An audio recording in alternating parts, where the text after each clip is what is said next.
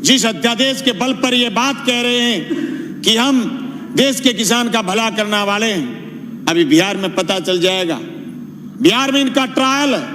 ये तीनों अध्यादेश के बिहार में 2006 में एएमसी टूटी थी, अब बिहार में इलेक्शन भी। इन तीनों अध्यादेशों से किसान का कितना भला होने वाला है पता चल जाएगा। ये सिर्फ राजनीतिक बात ही नहीं।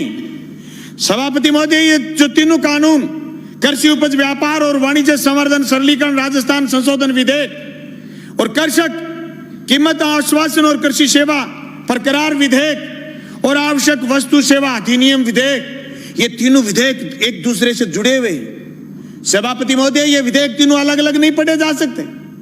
ये विधेयक उस चीज का रिफ्लेक्शन है जो एफडीआई से बाजार काबू में नहीं कर पाई केंद्र की सरकार, पूंजीपति काबू में नहीं कर पाया।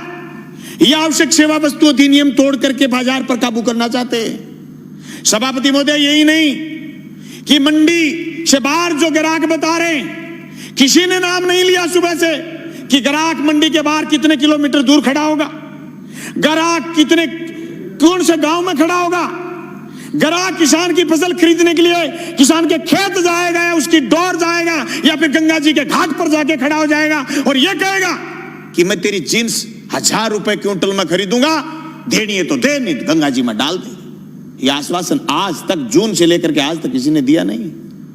सभापति महोदय, कोरोना के संकट में अगर देश में कोई चीज जिंदा थी वो थी कृषि, और कृषि संकट को आज वापिस तेजी से गहराने का प्रयास किया जा रहा। ये मेरे बड़े बोले भाई कह रहे थे कि कृषि को उभारने का काम किया जा रहा, नहीं, झूठ बोल रहे हो। 2015 में आपने सीएडी खत्म की, सिंचित क्षेत्र विकास विभाग खत्म किया केंद्र ने। झूठ बोल रहे हो, आपकी कृषि को उभारने का काम कर रहे हो। आपने बोनस जो राज्य की सरकारें देती थी खत्म आपने किया। झूठ बोल रहे हो आप कि किसान आगे बढ़ रहा, किसान की आत्महत्या का आंकड़ा बताना बंद किया केंद्र की सरकार ने बंद किया। सभापति महोदय, खेती खेती नहीं, ये जमीन भी बेचना चाहते हैं बड़े पूंजीपति के हवाले। इसलिए तीनों अध्यादेश साथ लेके आए, एक दूसरे से जुड़े हुए ये चीज, इनको अलग नहीं किया जा सकता। ये क्यों नहीं बता रहे कि एमएसपी पर खरीदेगा, बाहर भी कोई खरीदेगा तो जी प्रधानमंत्री जी कह रहे हैं, तो प्रधानमंत्री जी तो अच्छे दिन आने की भी कह रहे थे, प्रधानमंत्री जी तो काला धन वापिस आने की भी कह रहे थे, प्रधानमंत्री जी तो 15-15 लाख खाते में आने की भी कह रहे थे, प्रधानमंत्री जी तो 2 करोड़ रोजगार की भी कह रहे थे, पर हुआ तो नहीं। कैसे मान लें? कागज से मानेंगे, कलम से मानेंगे, लिखित में मानेंगे, और आप कह रहे हैं आंदोलन नहीं है। गलत कह रहे हो आप। पीपली का किसान पूरे देश में छाप छोड़ के गया। अरे हरसिमरत कौर इसलिए इस्तीफा देकर चली गई कि आपकी जमीन, उनकी पंजाब में जमीन, राजनीतिक जमीन खिसकनी शुरू हो गई थी। तुम क्या सोचते हो कि राजस्थान में किसान सड़क पर क्यों नहीं आया? आएगा, राजस्थान में भी आएगा। मैं गया था 25 सितंबर को भादरा, मेरे विधानसभा क्षेत्र में 5000 किसान इकट्ठे हुए थे। गंगानगर हनुमानगढ़ में लोग इकट्ठे हुए थे। अरे राजस्थान में 800 850 मंडियां लगी थी पिछली रबी की फसल तुलाई में, और 30,000 टोकन कटे हुए रह गए। केंद्र की सरकार ने बंद कर दिया था। राजफेड खरीद लेगी तो नेफेड नट जाएगी, इनकार कर देगी।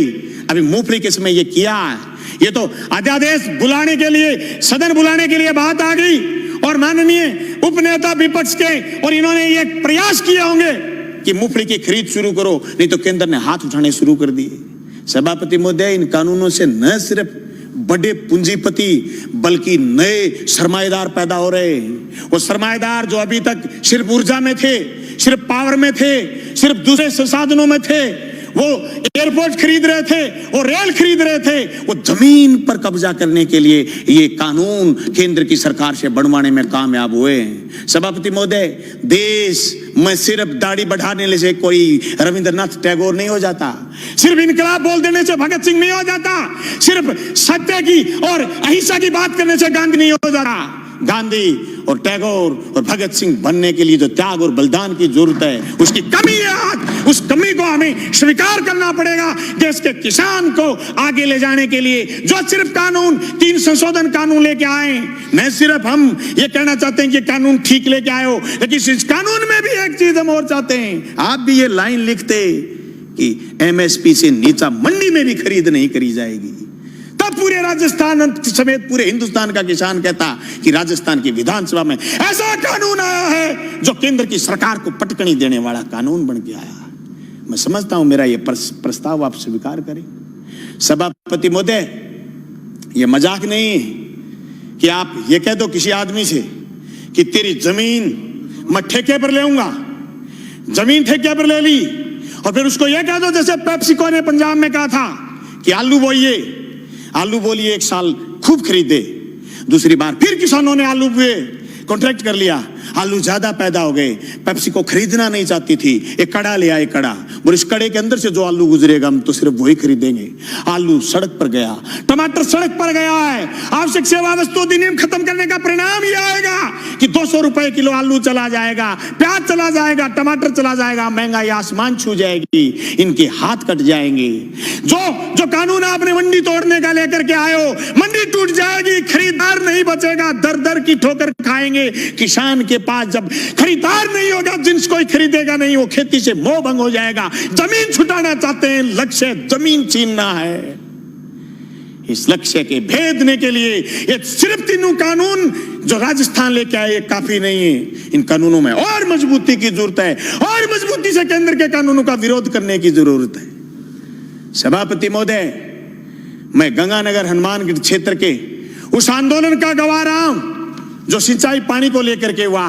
मेरे पुरखे उस आंदोलन का नेतृत्वकारी रहे हैं जो जमीन छीनना चाहते थे। 1970 के किसान आंदोलन के गवाह रहे और जेलों में रहे, 7-7 लोगों ने कुर्बानी दी है।